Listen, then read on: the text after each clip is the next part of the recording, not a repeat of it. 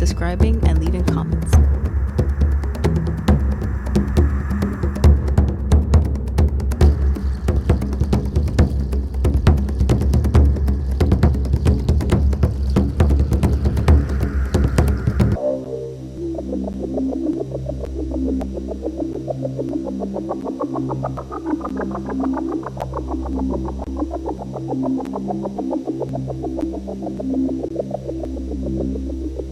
The Pacific Northwest is considered to be the hotspot of Sasquatch or Bigfoot activity, with the state of Washington heading the list in the number of reported sightings.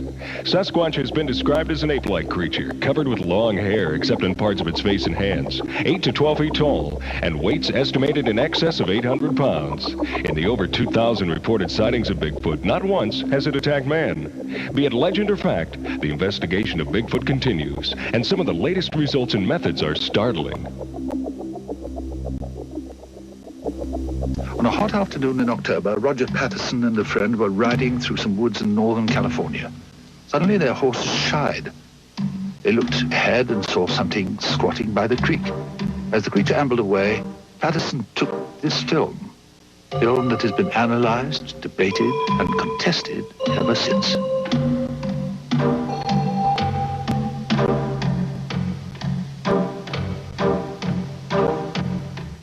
There are lots of things you expect to find on the east side.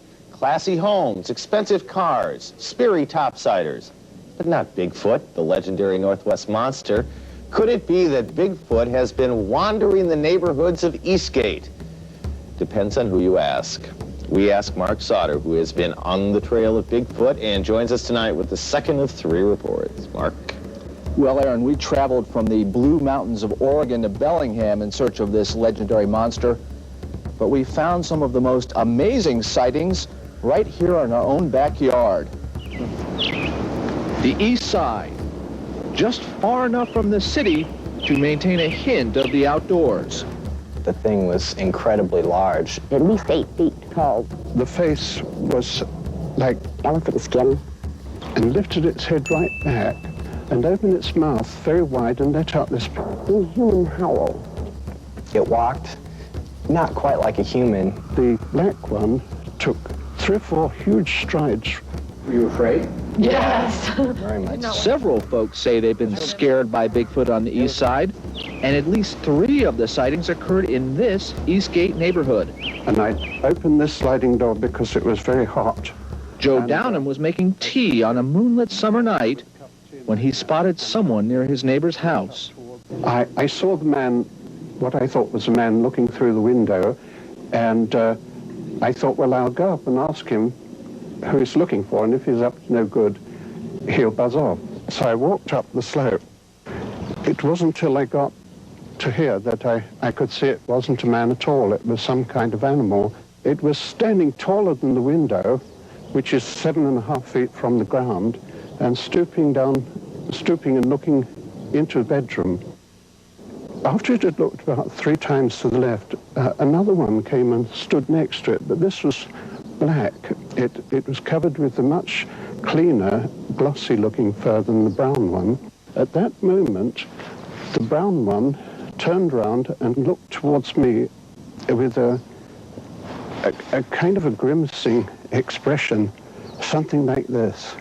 Then it turned round and faced towards the northeast, and it stretched its hands down to its side and lifted its head right back and opened its mouth very wide and let out this peculiar call like a wolf, one long rising and falling note, very mournful and very loud. I was very frightened. I didn't know what it was that I'd seen. Downham, who's British, was unfamiliar with Northwest wildlife. So instead of calling police, he talked to his veterinarian. He looked at me rather dubiously and he said that the only thing I can think of is a Sasquatch. And more than just stories are coming out of the east side. This plaster cast was taken from a mysterious and big footprint in Issaquah. Tomorrow we'll tell you what the scientists think about these footprints, along with more tangible evidence like hair samples and even fingerprints, Aaron. I'd like to be the guy that fingerprinted Bigfoot.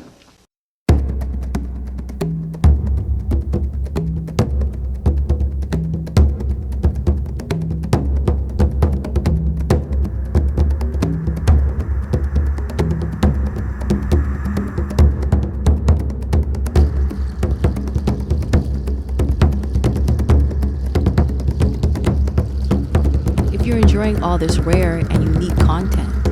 Please show your support by subscribing and leaving comments.